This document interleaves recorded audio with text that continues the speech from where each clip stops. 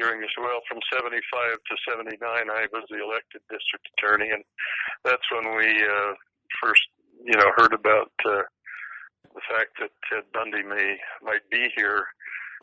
As you know, Carol, he tried to, take her from the place over there in West Valley City. Yeah. And we got interested in the fact that she got a good look at him. And what he was trying to do was, his description was all consistent with the fact that we may have, this killer in our midst. So sure. She turned out to be a pretty good witness, and we met with her and set up a way that we could see if she could identify him, and things that aren't well known. I mean, he was actually going to law school at the time, as you know. Mm-hmm.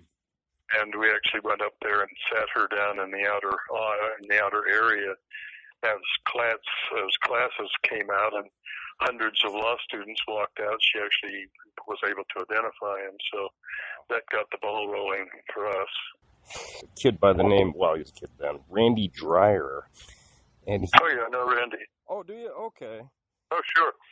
Okay. Fellow lawyer, I haven't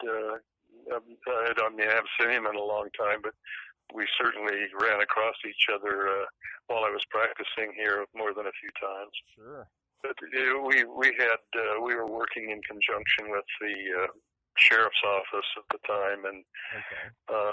I don't recall at this moment exactly who went with her, but I know that we all sat down and talked about how to do this in such a way that it would be a legally defensible thing on our part and would be considered to be a legitimate way to identify someone, and it turned out to be better than legitimate. I mean, if you can pick somebody out of hundreds of people streaming out of the classes, that turns out to be a pretty good lineup. And then, of course, after that, we had the usual standard lineup, and that kind of bolstered our standing. And, this thing didn't last all that long. We were involved with it for, maybe 6 months to a year before we loaned him to Colorado to let him escape. Yeah, so he could take a run for it. Yeah.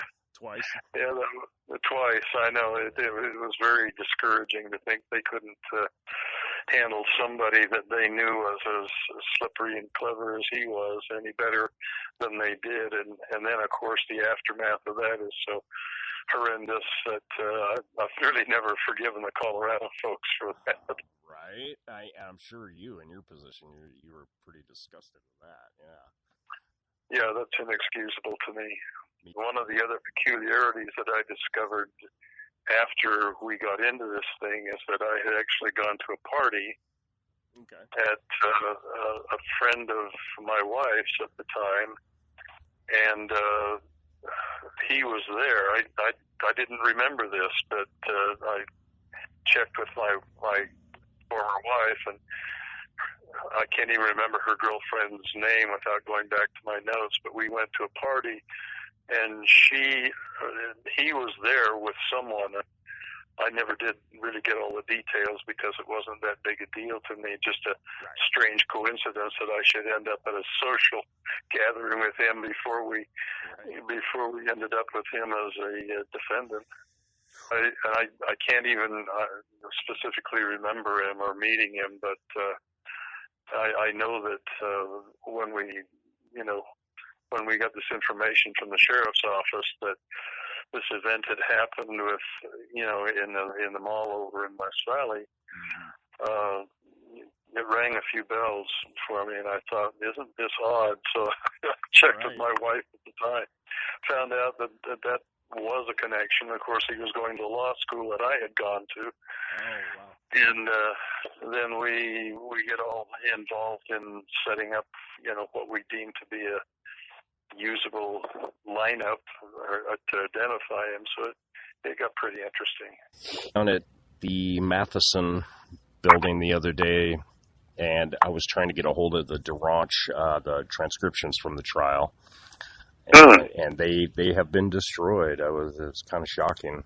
That is kind of Yeah, I'm surprised. Because, I mean, I imagine they have a timetable for doing that. They can't keep everything forever, but it seemed to me like on certain cases you would hang on to things. Right. It seemed like that was pretty high profile, you know. Yeah, it was. I went over and, sat in on the trial on more than a few occasions, and it was always interesting because Ted, being the outgoing fellow he was, he would always call to me as I came in the courtroom. Paul, like he knew me really well. And you're holding your hand up. I'd go down, and he'd always have the same line. He'd say, "You're making a terrible mistake."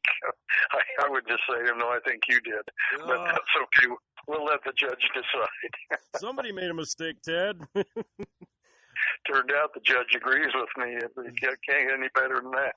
Holy cow, that's funny right there. Well, it was kind of embarrassing, but I wasn't going to be. I was going to go over and listen to that because I was interested in it, so I would do that. Sure. Bob Hayward said something similar in Florida. He said that Ted would come over and just kind of pounce on him and, behave like they were best friends and Yeah, I think that was just his personality. I mean, he was a pretty outgoing, kind of a guy. Under normal circumstances, that'd be fine. Right. And thank goodness I wasn't a good-looking young woman. I'd be dead. Yeah. So, and forgive me because I've only seen bits and pieces of the transcripts. It sounds to me you weren't involved in it on any level. It was mainly David, right? Yeah. He was our prosecutor, and of course he'd keep me up to date on the thing. And then we had a team of people within the office: Jerry Kinghorn, myself, David, and I can't remember whoever was head of that particular section. And we would review it on a regular basis to be sure that we were getting all our bases covered and we weren't going to have any problems with appeals or making any legal errors. Sure. But, that they'd waive the jury, and maybe that makes a lot of sense. John O'Connell was his attorney, and John is a very able guy, a little bit of a character, and John and I were good friends. But I was just sort of, I guess I was amused and kind of surprised that he would end up being his attorney, because John is a pretty droll, very intelligent, but a little bit, I don't know how to say it, but maybe a little bit awkward in society. I mean, he just wasn't your typical glad hand outgoing attorney. He just kind of a tall, gangly. He was almost a hippie looking guy in a lot of ways. Sure. It was interesting to see the combination of him, and then of course the judge, Stuart Hansen, and just the whole setting of this thing was in some ways very different than what we usually encounter. When I make a presentation to a high school class or a college class, I have I've accumulated those notes over time, and I make a particular kind of presentation, giving a little bit of his background, what he did in Utah, what how we got onto him, and how we did our prosecution, what our tactics were, what our expectations were, meetings, with the county sheriff's office and the officers there that were involved, and then the outcome of the thing, and then particularly, his escape in Colorado twice, and then of course everybody knows that the damage that was done in Florida, the gals that were murdered in the sorority house, and the other things, and then one of the kind of funny little quirks of all this is I was elected the Attorney General in 1989. Okay. Utah Attorney General, and almost one of the first things that happened when I took office was I walked into my office, and And one of the gals there said, "Oh, good, there you are, Paul. Ted Bundy's on the line." Oh. And he was trying to make a deal. Yeah. Okay. To where he would, not get the death penalty if he revealed where the bodies of these missing girls were. And I told him that we had already had conferences with the families of the missing girls, and they didn't want to make any deals at all. So, good luck to you, pal. Wow. So you were one of the people he called and tried to work something with. Oh, yeah. I had a 15 or 20-minute conversation with him, and that was his deal. He would give us locations, and I said, well, the parents of these girls and the families don't want to make any kind of a deal with the devil, and that's who they consider you to be. So he asked me if I wouldn't approach them again. I said, we've met multiple times, and I don't care to do it again, so best of luck. So I assume that you would have met with, say, the Laura Amy family, and maybe been in. We did all those. Some of those conversations were telephonic. We did get together with some, or some of my people did. I'm not. My memory isn't really good about that. But what I knew is that we had been in contact with and run the possibility by them that there might be a future contact and an offer by him of this type, and nobody was interested in taking him up on it. I was kind of surprised, but that was the reaction of each and every family that we were in touch with. Well, that seemed to be, and we weren't promoting any particular point of view there. We just had the discussions and found that none of them were interested in making a deal with the devil. So it was solid. Wow. And of course, I wasn't. I mean, I was the DA at the time, and I kept up on what was going on. But Dave Yoakum and I can't remember Bill's last name, who was one of the supervisors, and others were more directly involved in getting information from the Northwest, on what had been going on up there and what his MO was, and what to look for, and a description, that they had of him, and all the details. They'd collect that, and then we'd meet on a daily basis usually, and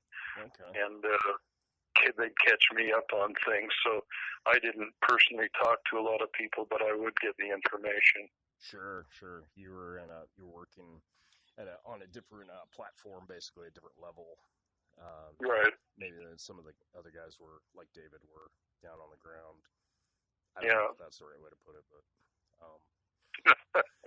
I don't mean to put it like that. But do you still have contact with David? I understand he's down in David Yoakum. Yeah. He lives in the same area I do, but David and I were not great friends. When we were both in the DA's office, I don't think we liked each other a whole lot. Okay. David's kind of an aggressive personality, and we had I'm a personality that I'm not particularly aggressive, but I don't put up with any crap. Yeah. And David would say things to me because I was on loan from at that time there was a district attorney and there was a county attorney, and I was in the county attorney's office. He was in the district attorney's office, and he felt that was a superior position somehow. So I wrote a federal grant combining the two offices, so one office wouldn't be doing the preliminary hearing and the other office doing the trial, because you lose some, information, or you lose some continuity. Sure. So I put together a federal grant. We did that for a year, and then I went to the legislature and got them to give the counties the option of combining the two offices. And then I ran for the office in 1974 and got elected in 1975, and was the first, because I put the concept together, worked in both offices. I got elected and got to reorganize the whole place and make it into what I thought was a lot more effective prosecution area. So David and I just got into a few little things, And he's not a shy retiring type at all, and neither am I particularly. And we got nose to nose a few times, and I can't really say that we're very good friends. Not much love lost, and it sounds like not much. Well, it sounds like I mean, we each got our jobs done all right, and it didn't get in the way of getting the job done, but we didn't pal around. So right. Just guessing. It was kind of hard to know. Dave was a very smart, very good prosecutor, very aggressive,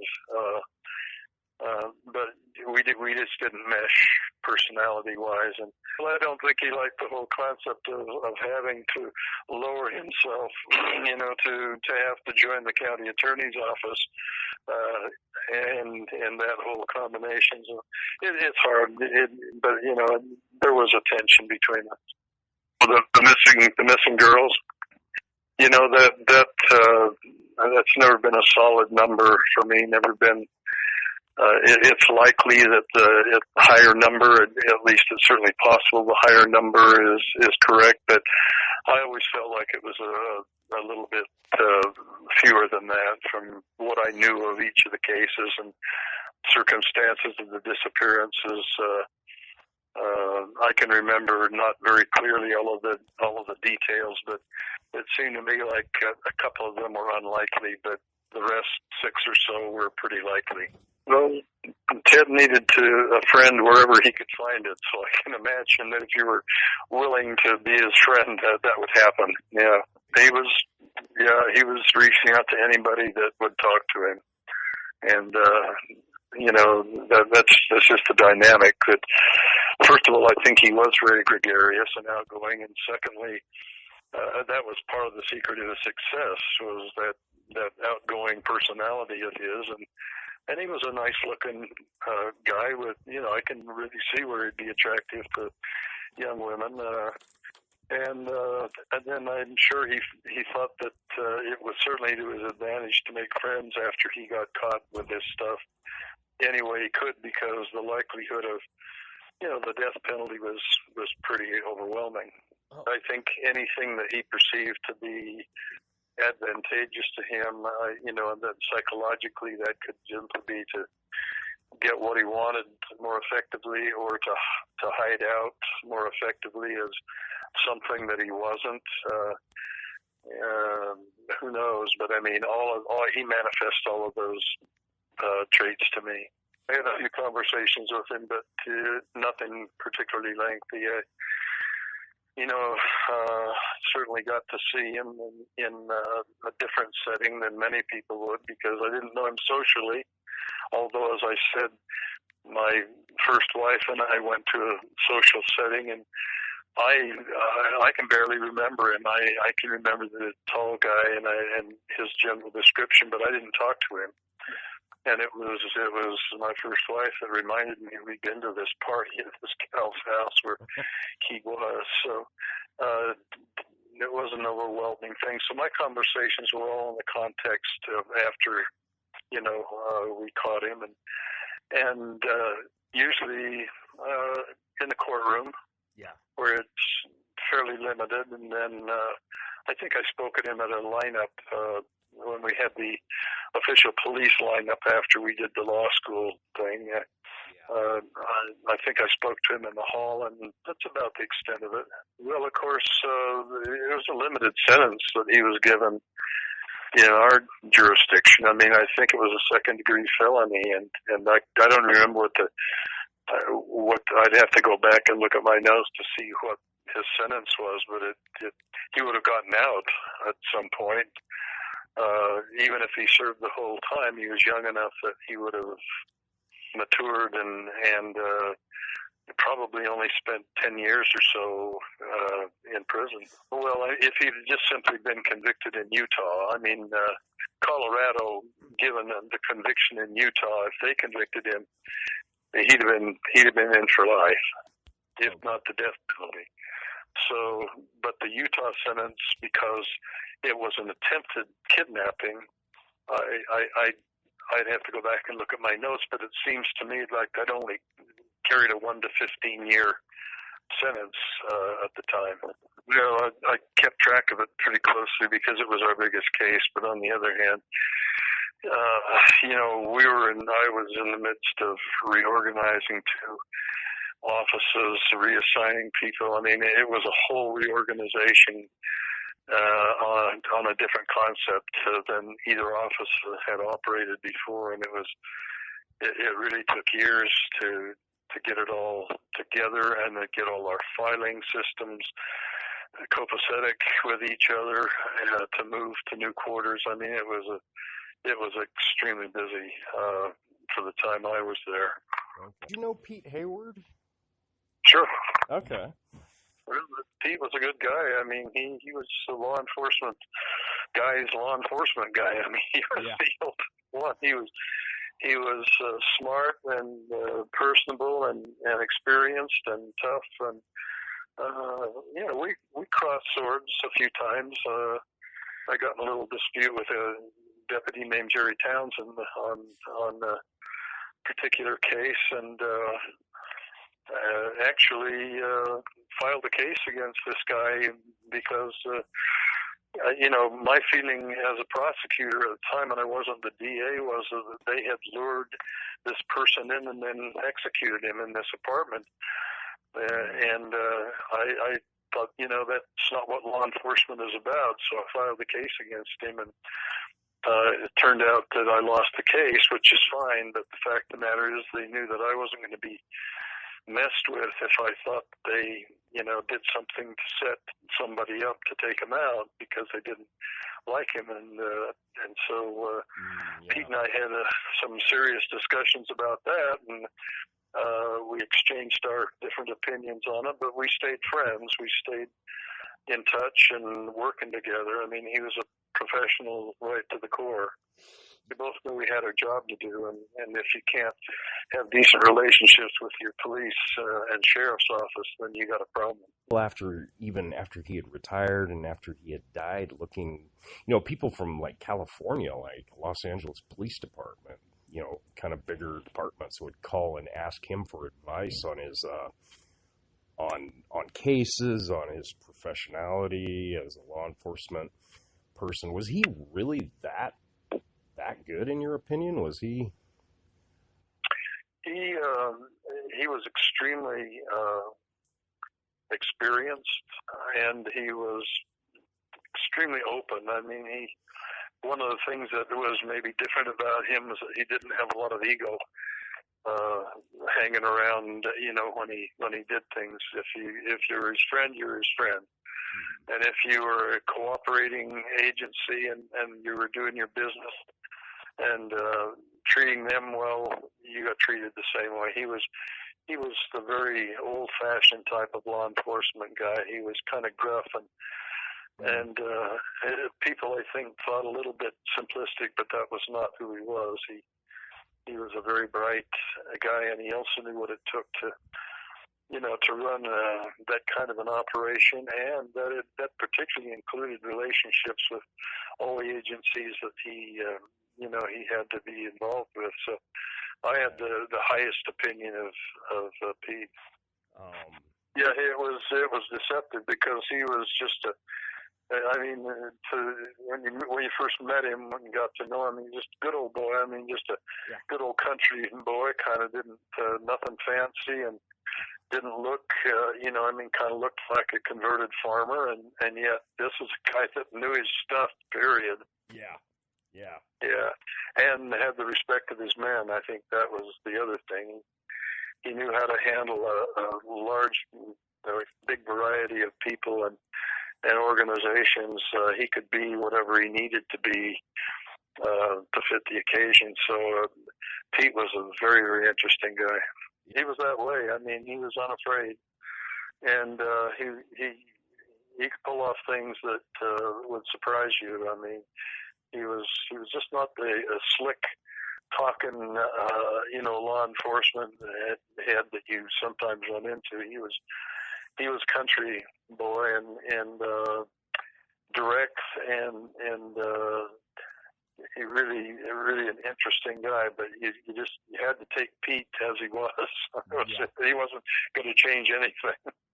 kind of switching. Here's so much stuff about the communication between different states, different counties, and even in Utah, like for example, Salt Lake County with Utah County. What's your opinion on that? Was that a real issue back in those days? From a law enforcement point of view or prosecutorial point of view? Both. Well, I mean, like anything else that involves human beings, you have misunderstandings and disagreements, but we didn't ever have anything serious that I was aware of.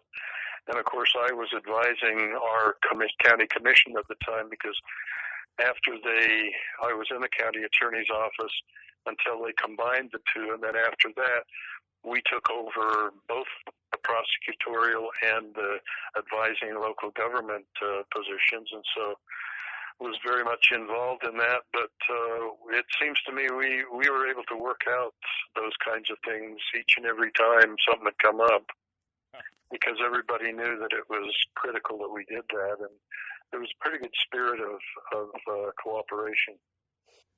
Well, gears on you. When Ted was before his execution, the last couple of days, when he kind of dropping names and making confessions, and what do you think he legitimately felt like he was gonna get more time out of that, or what's your opinion? He had manipulated so many people in so many ways that I think it was just part of his personality. I think it's who he was.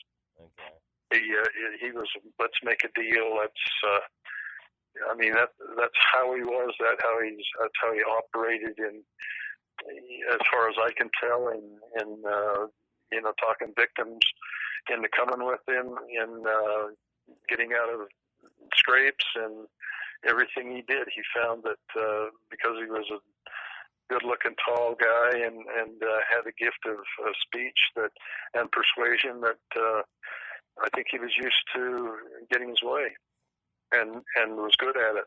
It also kind of feels like as soon as he ran across law enforcement, if you will, they saw through him immediately because of their training, or something switched in his demeanor. And that makes a lot of sense, because that is what happens when you're in law enforcement. I mean, it switches you into another channel, and you'll talk with people, but it's all with different limitations and different expectations than normal social intercourse. So, and he certainly was smart enough to know that, to know what he couldn't do.